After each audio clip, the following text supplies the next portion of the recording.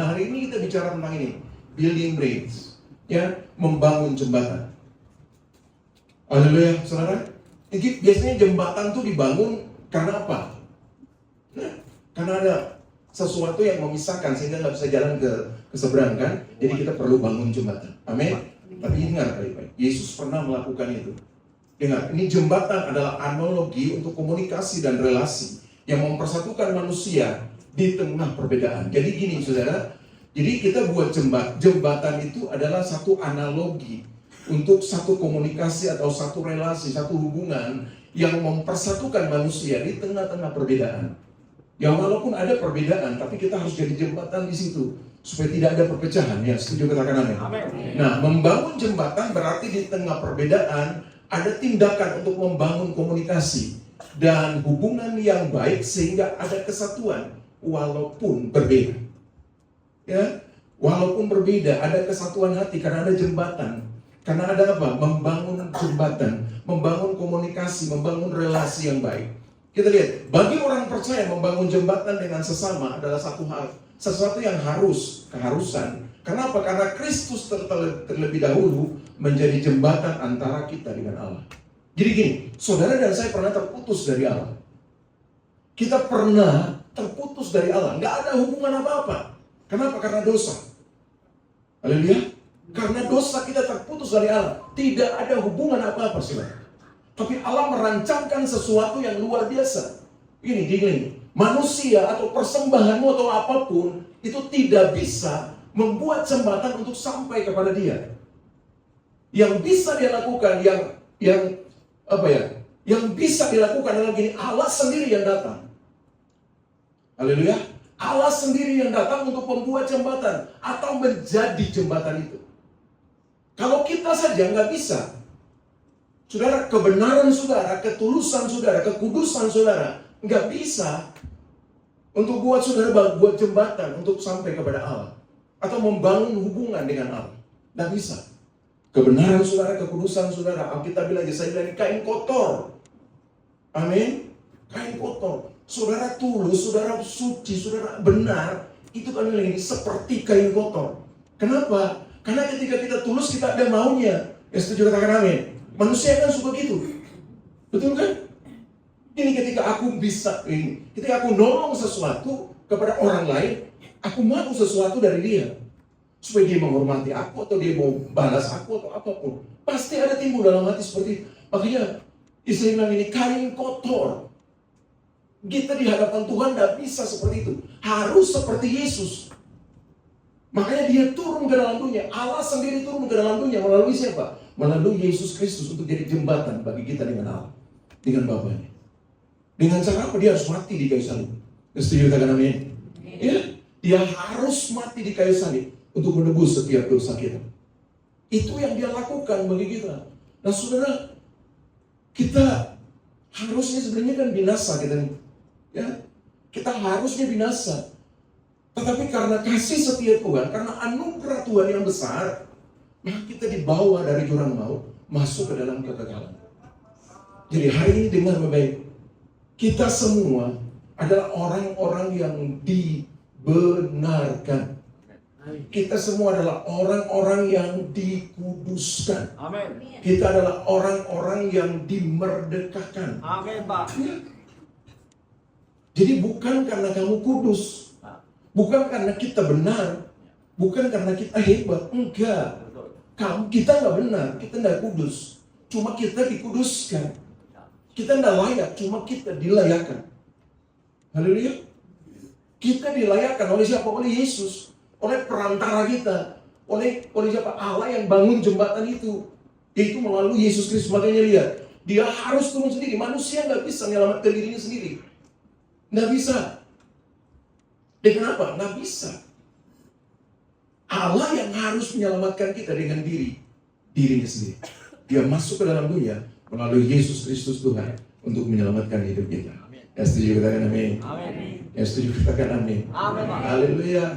Nah, jangan bilang begini, oh saya orang kudus, ngawur. Tidak. Saudara nggak kudus. Ya? Siapa di sini saya tanya? Nggak usah dari pagi deh. Dari mulai naik dari bawah sampai di sini nggak bikin dosa. Tolong angkat tangan. Saya mau belajar. Tolong. Dari bawah sampai di sini nggak bikin dosa. Coba. Siapa? Nggak ada. Konsep dosa menurut Alkitab seperti apa? Buat sesuatu, melakukan dosa itu baru. Tindakan kita bertindak. Bukan itu konsep Alkitab seperti itu. Konsep Alkitab begini. Sesuatu yang timbul dari hatimu yang jahat itu sudah dosa. Setuju katakan amin? Dengar, sesuatu yang timbul dari hatimu yang jahat, dosa, Pak. Yang nggak kudus, berdosa. Amin? Jadi gini, ketika saudara naik dari bawah, Pak Ampir gitu ya. Nggak ada, Pak. Kalau dia belum selesai ini, dengar, dosa. Mulai ngomel-ngomel begitu itu dosa, saudara. Dia pasti galau. Ya, mudah-mudahan enggak. Mudah-mudahan. Tidak, Pak. Kalau saya bilang enggak juga, ada kan saya berdosa juga. Enggak. Jadi, ya gitu ya saudara. Jadi konsep Alkitab itu sesuatu yang timbul dari hati yang jahat. Itu sudah dosa. Ya. Jadi bukan hanya tindakan loh. Ya. Ketika saudara berbuat, bukan itu aja. Tapi Alkitab bilang ini, sesuatu yang timbul dari hatimu yang jahat, itu sudah berbuat dosa. Ini nggak ada, Pak. Jadi makanya saya tanya. Nah, oke. Kalau gitu saya tanya. Dari bawah sampai di atas tadi, siapa yang nggak berbuat dosa? Angkat tangan. Nggak, Pak. Saya nggak, Pak. Saya nggak, Pak. Siapa? Angkat tangan. Nggak, Pak. Coba. Nggak, Pak. Gak berani kan sebenarnya? Nggak, Pak. Nggak dosa. Nah, bagi Bapak Ibu semua saya mohon maaf karena liftnya belum jadi. Jadi Bapak Ibu yang saya nggak bilang tua ya, nggak ada tua. Angkanya banyak aja. Yang angkanya sudah banyak dari bawah tadi ngos-ngosan, mohon maaf. Ya, minggu depan kita sudah punya lift. Amin, Pak. Ya, Amin. minggu depan kita bisa naik lift. Jadi mohon maaf karena belum selesai kerjaan, cuma saya maksa aja untuk ada di sini, saudara. Karena semuanya sudah siap kan ini, cuma kurang lift doang. Tapi kalau lift sudah siap, puji Tuhan, semuanya sudah bisa berjalan dengan baik. Amin. Dan itu semua karena anugerah Tuhan. Amin. Haleluya. Jadi sekali lagi mohon maaf Bapak Ibu yang angkanya udah banyak, ya. Yang muda-muda nggak apa-apa biar itu olahraga. Apalagi kalau main bulu tangkis sudah dalam 1 minggu itu 7 hari, bukan dia yang main 7 hari, tapi dia main 14 hari 2 kali lipat. Ya. Bahkan ada yang KKR katanya di tempat itu, di tempat main badminton itu, istrinya suka ngomong lagi KKR katanya. Itu pasti banyak yang sudah bertobat di situ. Haleluya. Ya, puji Tuhan. Jadi kalau anak-anak muda ya nggak apa-apa, naik tangga aja. Yang angkanya udah banyak boleh naik lift. Amin, saudara. Jadi olahraga. Ya, kalau David anak olahraga nggak boleh naik lift. Ya. Setiap minggu harus 3 lantai itu. Nah, kita lihat. Mari kita belajar, saudara. 1 Timotius 2 ayat 5-6 dia bilang gini, karena Allah itu esa dan Allah pula dan esa pula dia yang menjadi pengantara antara Allah dan manusia, yaitu manusia Kristus Yesus yang telah menyerahkan dirinya sebagai tebusan bagi semua manusia. Itu kesaksian pada waktu yang ditentukan. Jadi perhatikan baik-baik, karena Allah itu esa pula dia yang menjadi pengantara antara Allah dan manusia, yaitu menurut dan itu siapa? Manusia Yesus Kristus. Melalui Yesus Kristus, anaknya yang tunggal. Dengar, 1 Timotius ini Paulus bilang begini, karena Allah itu esa, jadi Allah itu nggak 3. Dengar ya, Allah itu 1, tapi ada 3 pribadi di dalam dia. Ya, makanya kita kenal dengan ini, Tritunggal. Haleluya. Ya. Allah tidak 3, Allah tetap 1. Ya. Tapi di dalam 1 itu ada 3 pribadi yang namanya Bapa, Anak, dan Roh Kudus. Makanya dia bilang begini, karena Allah itu esa, Allah itu 1, Allah nggak 3. Alkitab bilang itu kok, Allah itu esa, Allah 1. Tetapi di dalam 1 itu ada 3 pribadi. Haleluya. Ada 3 pribadi, makanya kita kenal dengan Tritunggal, Bapa, Anak, dan Roh Kudus. Jadi dia menyatakan dirinya melalui Yesus Kristus Tuhan. Sebagai manusia, kalau sebagai Allah mati kita semua. Amin. Ketika Musa melihat dia nggak boleh lihat mukanya, tapi lihat punggungnya. Lihat punggungnya, mukanya udah bernyala penuh dengan kemuliaan. Apalagi kalau lihat muka mati musuh. Makanya dia harus menjelma menjadi manusia di dalam diri Yesus Kristus. Baru kita bisa berinteraksi dengan dia. Haleluya. Tanpa itu kita semua mati. Tanpa Yesus kita semua mati. Makanya perlu Yesus datang ke dalam dunia. Amin. Bilang kiri kanan, kamu percaya Yesus enggak?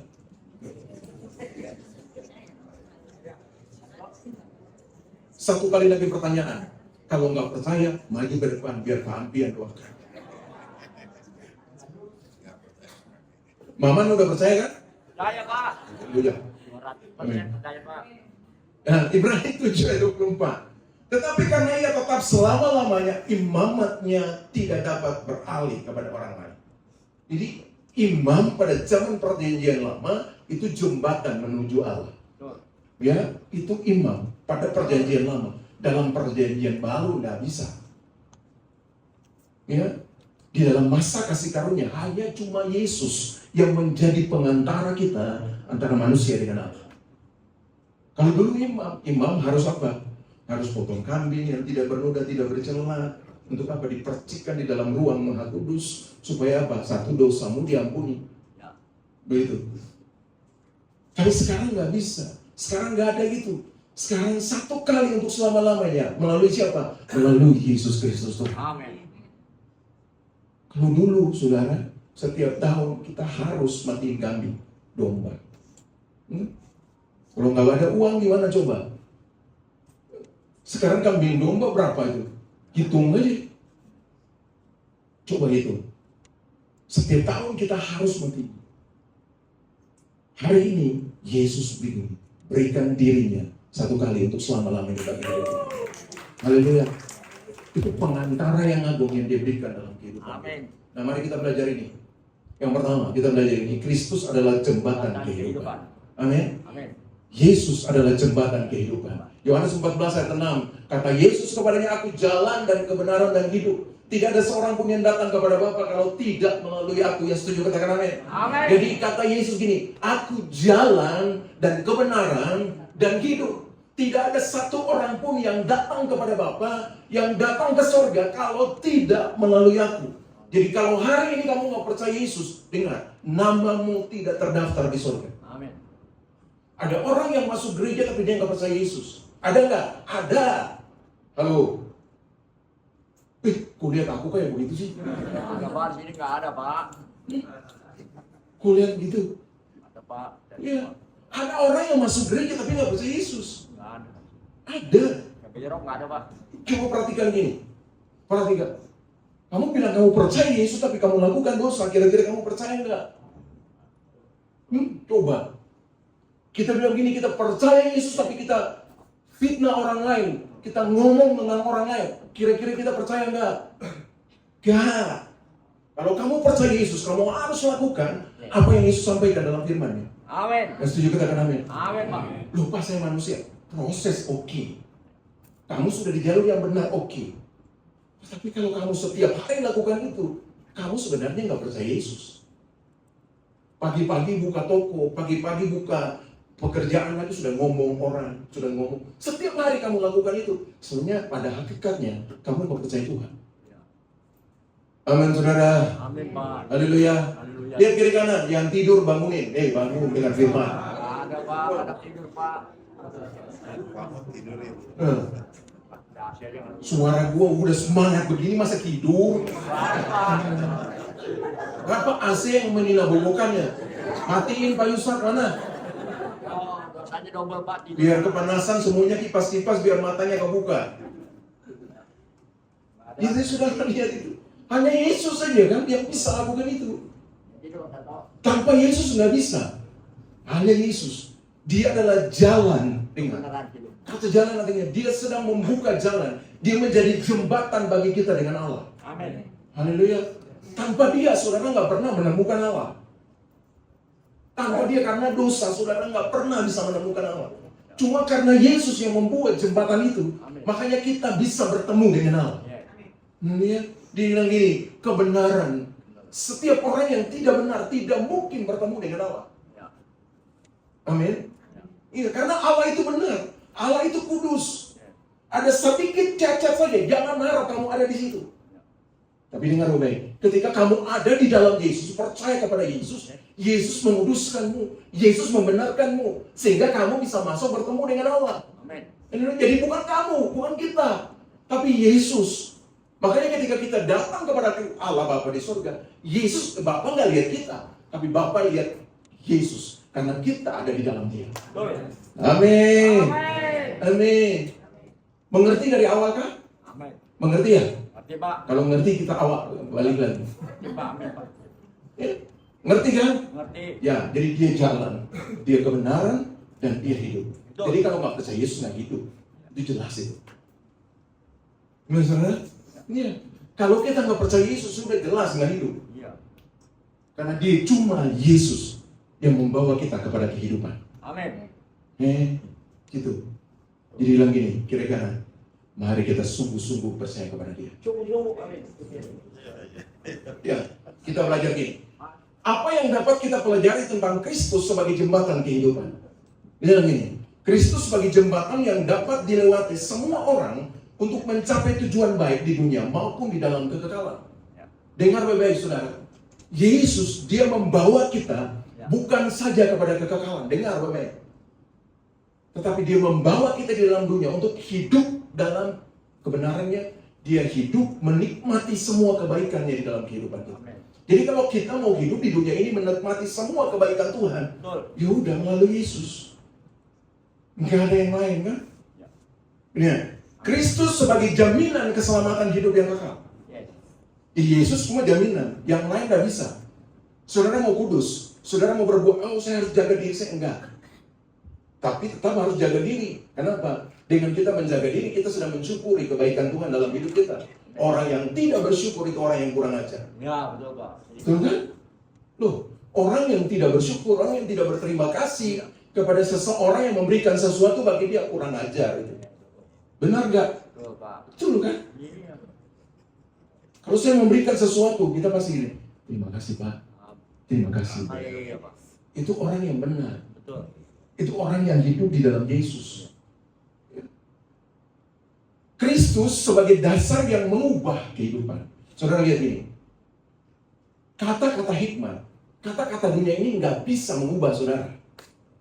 Dengar baik. Kata-kata yang orang lain, orang yang apa sih namanya tuh? Yang suka apa? Yang suka ngomong apa sih kata-kata apa? Lupa ya. Kok bisa lupa? Apa? Itu dia. Kok motivator bisa lupa ya? Ya. Kata-kata motivasi itu tidak bisa mengubahkan saudara. Dengar baik. Mungkin hari itu ketika saudara dengar enak aja, tapi pulang masalah jadi lagi. Yang bisa mengubahkan saudara, Yesus Kristus melalui firman-Nya. Amin. Dia bisa memerdekakan saudara. Dia bisa mengubahkan saudara cuma dengan perkataan firman. Amin. Ya. Jangankan mengubahkan saudara, dengar. Yang tidak ada menjadi ada, itu melalui firman. Amin. Yang tidak ada menjadi ada, itu hanya melalui firman, bukan motivasi. Yang setuju katakan amin. Amin. Tapi Tuhan kan bisa pakai kata-kata motivasi juga. Kalau itu datang dari Tuhan. Tetapi kalau enggak, cuma kepintaran kita, kecerdasan kita, enggak bakalan berubah kita. Haleluya.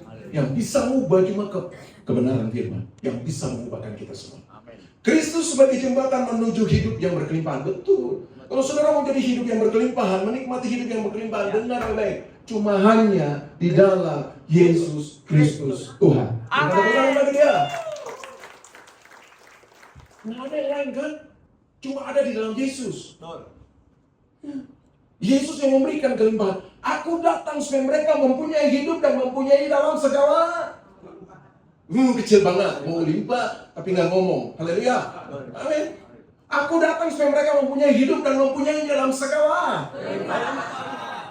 Maka kelimpahan terjadi dalam hidupmu hari ini. Haleluya. Apa yang kau perkatakan, itu yang kau akan tuai. Yang setuju katakan amin. Tapi kalau engkau membisu di situ, maka engkau dapat itu. Lihat. Lalu kadang-kadang kita suka begitu.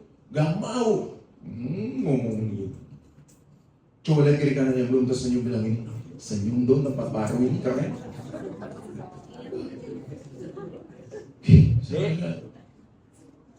Hidup itu harus penuh sukacita, amin. Karena hidup itu cuma sekali doang. Kita nggak tahu nih besok kita mau jadi apa. Ya. Nih, sekali doang hidup. Kalau hidup 7 kali, oh boleh dicoba itu. Tapi kalau hidup sekali, ya udah nikmati saja hidup bersama dengan Yesus. Betul. Karena Dia yang memberikan kelimpahan bagi saudara. Amin. Amin. Amin, saudara. Amin. Ya si jahat datang tuh bawa itu dari saudara. Mau bawa kelimpahan itu dari saudara. Mau bawa sukacita itu dari saudara. Si jahat. Tapi kalau Yesus datang yang memberikan itu bagi saudara. Jadi ketika saudara dan saya tinggal di dalam Dia bersukacita. Penuh dengan kelimpahan. Nikmati semua kebaikan Tuhan di dalam hadiratnya. Amin. Amin. Amin. Amin aja susah banget. Amin. Kita tidak dapat membangun jembatan menuju Tuhan dengan baik-baik. Kita nggak mungkin bisa membuat jembatan menuju Tuhan. Tetapi Yesus Kristus adalah jembatan Tuhan menuju kita. Amin. Ini gini, nggak mungkin kita buat jembatan ke Tuhan. Itu yang disebut begini, manusia cari Tuhan. Enggak, kekristenan tidak seperti itu. Kekristenan itu Tuhan yang datang cari manusia. Amin. Kita nggak seperti itu, kita nggak cari Tuhan. Makanya dengan orang, aku harus cari Tuhan. Aku cari Tuhan. Tuhan sembunyi dari kamu. Nggak mungkin kita cari Tuhan. Karena kalau kita cari Tuhan, kita nggak mungkin ketemu dengan Tuhan. Ya betul, Pak. Dengar, tapi Tuhan yang cari kita. Yang setuju katakan amin. Amin. Yesus yang menemukan kita. Betul, Jadi Pak. kalau hari ini engkau ada di sini, itu berarti Yesus sudah menemukan. Betul, Pak. Ya, kamu sudah bertemu dengan Tuhan. Tempat pilihan. Jadi Pak. nggak perlu cari-cari. Ya, betul. Ya. Itu kata-kata itu tuh dibuang aja, saudara. Kamu datang ke sini hanya untuk menyembah Tuhan karena Tuhan sudah ada dalam hidupmu. Amin. Ketika kamu percaya Yesus, Yesus tinggal dalam hidupmu. Amin. Betul? Betul. Yesus tinggal, Dia bertata dalam kehidupan. Amin. Gitu. Christ in me in Christ. The hope of glory. Haleluya. Gitu. Praise, Pak. Jadi Yesus tinggal dalam hidup kita. Dan kita tinggal di dalam Dia. Ya. Apalagi sih? Coba. Kalau kita di dalam Yesus dan Yesus di dalam kita, oh dahsyat itu. Nah cuma kita nggak pernah ngerti itu. Ketika kita ngerti itu, kita banyak berbuat hal yang luar biasa di dalam Tuhan. Amin. Dengar, pembuat mujizat ada dalam hidupmu. Amin. Dan kamu dan saya tinggal di dalam pembuat mujizat itu. Amin. Apalagi, coba. Kalau mau buat mujizat, nggak usah panggil pendeta. Kamu pun bisa, kita bisa. Kenapa? Karena Dia ada di dalam hidup kita. Betul. Amin. Ya. Mau doa untuk orang sakit, nggak perlu telepon Pak Ampi tengah-tengah malam. Iya, betul. Lagi tidur ngorok di telepon. Kita punya kuasa. Yang setuju katakan amin. Bukan saya nggak mau, tapi saya harus mengajar jemaat. Betul, Pak. Untuk apa? Untuk tahu bahwa kuasa Tuhan, kuasa Yesus yang sama seperti Dia berikan kepada saya dan kepada pembuat mujizat lain, itu ada dalam hidup kita. Amin. Kan tinggal kita percaya aja. Jadi gini, kita tidak mungkin gini membangun jembatan itu menuju Tuhan. Tetapi Yesus Kristus adalah jembatan Tuhan yang datang menuju kita. Amin. Dia buat jembatan itu bagi kita. Jadi kita saat ini udah menemukan Tuhan. Amin. Jangan bilang lagi, oh saya mau ke gereja cari Tuhan. Tahu. Lalu siapa yang ada dalam hidupmu hari ini? Coba, kalau kamu cari Dia, siapa yang ada sekarang hidup dalam hidupmu? Jangan gitu. Bilang aja gini, Tuhan sudah ada dalam hidup saya. Saya mau bersekutu dengan Dia di gereja bersama dengan saudara-saudara saya seiman. Setuju katakan amin. Amin. Waktunya Lanjut, Pak. masih. Yang kedua, dipanggil untuk menjadi pengantara. Jadi 1 Petrus pasal 2 ayat 9 ini. Tetapi kamulah bangsa yang terpilih, mata yang rajani, bangsa yang kudus, umat kepunyaan Allah sendiri, supaya kamu memberitakan perbuatan-perbuatan besar dari Dia yang telah memanggil kamu keluar dari kegelapan kepada terangnya yang ajaib. Yang setuju dengan firman ini katakan amin. Amin. Jadi gini, kita dipanggil untuk menjadi pengantara. Amin. Kita dipanggil untuk menjadi pengantara. Dia bilang begini, tetapi kamu bangsa yang terpilih, kita sudah dipilih oleh Tuhan. Dengar baik, kamu dipanggil dan dipilih oleh Tuhan. Hari ini kita sudah dipilih oleh Tuhan Untuk apa? Memberitakan perbuatan-perbuatan Tuhan yang ajaib. Memperbuat perbuatan-perbuatan Kristus yang ajaib. Kita harus beritakan bagi orang lain melalui apa? Melalui sikap, melalui tindakan, melalui apapun yang kita lakukan. Haleluya. Supaya orang lihat apa? Orang lihat Yesus di dalam hidupmu. Dan orang percaya kepada dia. Dan setuju katakan amin. Amin. Wow, itu keren banget saudara. Jadi saudara dibuat, gini, saudara dikasih seperti apa? Bukan seperti, memang representasi dari Yesus di dalam dunia ini. Jadi dia kasih kekuatan, dia kasih kuasa dalam hidupmu untuk melakukan itu, untuk menjadi pengantara, untuk membawa orang untuk datang kepada Tuhan. Ya. Jadi gini, ketika kita berdosa, Yesus yang harus turun kepada kita, membuat jembatan kepada kita. Tapi ketika kita diselamatkan, kita harus buat jembatan itu bagi orang lain. Haleluya. Supaya orang lain juga dapat datang kepada Kristus. Yang setuju katakan amin. Amin. Karena saat ini saudara dan saya sudah melihat Yesus kan? Ya. Betul nggak? Pernah lihat Yesus? Pernah Pak? Lihat dalam mimpi? Iya. Kadang-kadang mimpi itu bunga tidur. Ya? Betul kan? Oh, lihat di gambar. Ya itu cuma gambaran aja. Tapi Yesus yang sebenarnya sudah ada di surga. Ya. Amin. Saudara dan saya nggak bisa lihat dia. Yang saudara bisa lihat adalah representasi dari Yesus. Ya. Gambar diri Yesus. Gambar diri Yesus itu di mana? Lihat kiri kanan saudara. Lihat kiri kanan saudara dan bilang gini, ada gambar diri Yesus dalam hidup. Coba bayangkan begini, bayangkan. Bayangkan, kamu ngaku-ngaku percaya Yesus. Dengar, saya bilang ngaku-ngaku. Ya? Dengar, garis bawahi ngaku-ngaku. Kamu ngaku-ngaku percaya Yesus. Tapi hidupmu nipu sana, nipu sini.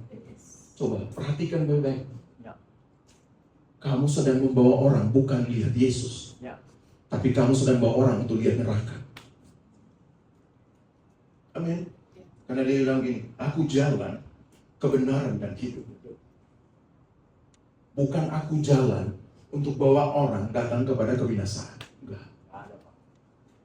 Aku jalan untuk bawa orang untuk datang kepada kehidupan yang kekal. Bapak, Ibu, dan saya harus menjadi jembatan untuk bawa orang datang kepada Kristus. Ya. Karena gini, Yesusnya, kamu bangsa yang terpilih, imamat dan yang raja. Ingat, itu semua identitas kita. Halo, itu kita punya identitas, imam dan raja. Halo, kita punya identitas itu. Ketika siapa yang ada di dalam Yesus sudah percaya Yesus dan Yesus tinggal di dalam dia, identitas itu ada dalam hidup dia. Jadi jangan buat hal-hal yang tidak berkenan di hadapan Tuhan. Haleluya saudara. Karena gini, terang itu kan menerangi dunia, terang itu mengalahkan kegelapan. Iya kan? Bukan kegelapan itu yang mengalahkan terang. Nggak ada cerita kayak gitu. Saudara percaya ada di sini kegelapan? Tidak ada, Pak. Hah? Saudara percaya di sini ada kegelapan? Tidak ada, Pak. Hah? Ada nggak saudara percaya di sini ada gelap? Tidak ada, Pak. Ada. Ada. Coba matiin lampu. Nah, iya, Pak. Kegelapan itu cuma apa? Dia dikalahkan oleh apa? Dengan terang. Ada gelap di sini. Jadi dalam hidup kita pasti ada kegelapan gini. Di sekitar kita tuh pasti ada kegelapan. Cuma terang kamu yang bisa mengalahkan dia. Dan setuju katakan amin. Terang Yesus yang ada dalam hidup kamu itu yang bisa mengalahkan itu. Jadi kehidupan kita tuh harus seperti itu. Kehidupan orang percaya, kamu terang dunia, kamu garam dunia. Kamu harus menerangi, kamu harus menggarami. Kamu menjadi imam dan raja. Kamu harus jadi jembatan bawa orang untuk datang kepada Kristus. Amin. Kamu jadi pengantara. Siapakah yang butuh pengantara? Nah ini penting nih, ngerti? Yang pertama, yang terhilang. Orang-orang yang terhilang, kita harus jadi pengantara bagi mereka. Yang setuju katakan amin. Amin. Setiap manusia telah berdosa dan kehilangan kemuliaan Allah. Mereka membutuhkan orang yang memberitakan Injil keselamatan. Itu Roma pasal yang ketiga, 23 bilang begitu. Jadi mereka membutuhkan orang untuk apa? Memberitakan Injil, dengar Injil keselamatan. Siapa yang memberitakannya bagi mereka? Orang-orang yang sudah diselamatkan oleh Kristus. Kita ini. Siapa lagi? Kita diberikan kepercayaan. Ini, Sama seperti Kristus pada kali yang pertama menyelamatkan kita. Ya. Kita diberikan kepercayaan seperti itu. Itu anugerah bagi kita. Amin. Amin. Itu tanggung jawab bagi kita. Tapi sekaligus itu anugerah. Itu penghormatan yang besar yang Allah berikan dalam hidup kita semua. Amin. Jangan pikir gini, beritakan Injil, biasa. Itu penghormatan yang besar yang Allah berikan bagimu. Betul. Kenapa? Karena Bapa memberikan itu juga bagi Yesus. Ketika dia sudah naik ke surga, dia berikan itu bagi kita. Pergi, jadikan semua bangsa muridku. Baptis mereka, ajar mereka. Haleluya. Haleluya. Itu bukan untuk Yesus, tapi untuk kita. Halo? Amin, Pak. Amin, saudara? Amin, Pak. Di tempat baru ini semangat nih khotbah. Semangat, Pak. Ajar, Pak. Ini AC-nya 3 tapi udah berkeringat. Iya, Pak. Kurang dingin, Pak. Yuk, coba lihat, setiap manusia telah berdosa kehilangan. Jadi orang-orang yang terhilang itu kita harus jadi dampak bagi mereka. Kita harus jadi dampak, jadi jembatan bagi mereka supaya mereka kembali kepada Tuhan. Haleluya. Haleluya, Pak. Yang kedua begini, orang percaya belum terhubung dengan gereja lokal. Banyak kan orang percaya yang cari-cari gereja, betul kan? Kesana kesini, besok kesana. Nah itu kan banyak seperti itu.